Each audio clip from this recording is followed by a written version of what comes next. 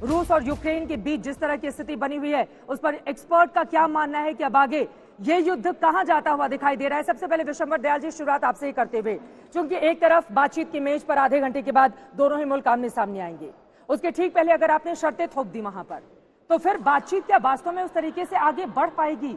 शर्तों के साथ आपको लग रहा है कि यूक्रेन बातचीत में सही दिशा में आगे बढ़ेगा? देखिए, बातचीत हो रही है, यही अपने आप में एक बहुत बड़ा पॉजिटिव साइन है। और अगर दूसरे दौर की बातचीत के लिए यूक्रेनियन डेलीगेशन पहुंच जाता है बेलोरसिया में, तो मैं समझता हूं एक पॉजिटिव स्टेप है। बातचीत, लड़ाई की बातचीत जब उनका मध्यस्थ करते हैं, तो वो जब वो आपस में डिस्कशन करते हैं तो वो इसी दौर पे चलेंगी, क्योंकि जो लोग लड़े हैं वो एकदम से तो पीछे नहीं हट सकते।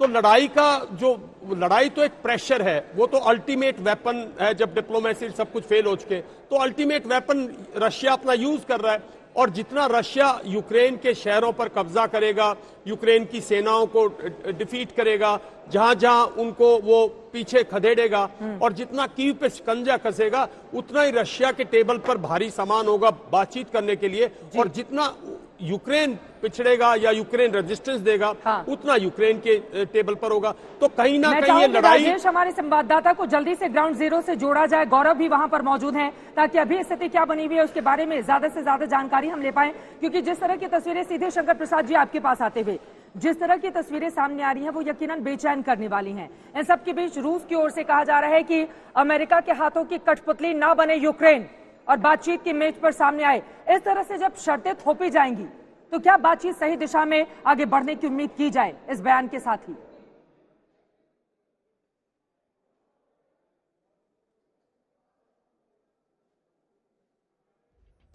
शंकर प्रसाद जी, क्या आपको मेरी आवाज मिल रही है? वीके दत्ता जी, इसका जवाब मैं आपसे चाहूंगी। आपको क्या लग रहा है कि शर्तों के साथ बातचीत आगे बढ़ पाएगी क्या?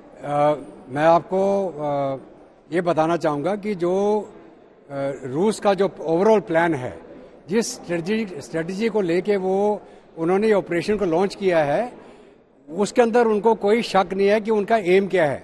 उनकी जो डिमांड थी कि यूक्रेन को नाटो के अंदर नहीं मिलना चाहिए, Ukraine should not join NATO, और वो न्यूट्रल रहना चाहिए, और उसके अंदर जो सिक्योरिटी थ्रेट हो रहा है रशिया को, जिसके माध्यम से नेटो फोर्सेस और उनके न्यूक्लियर सेट्स बिल्कुल रशिया के बॉर्डर पे आ जाएंगे, रशिया उस स्ट्रेटेजिक एम को लेके चल रहा है।